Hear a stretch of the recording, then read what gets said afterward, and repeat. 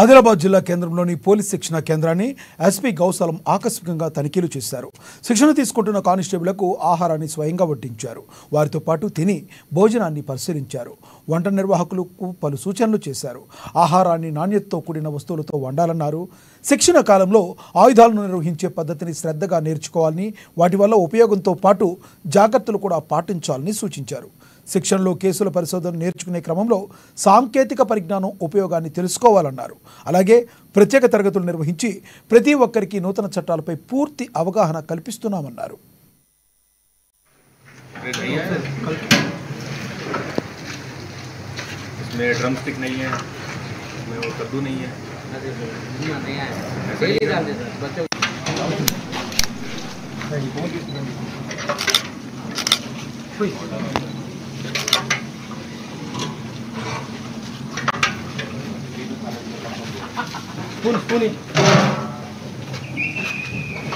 For a police person, physical fitness is చాలా important.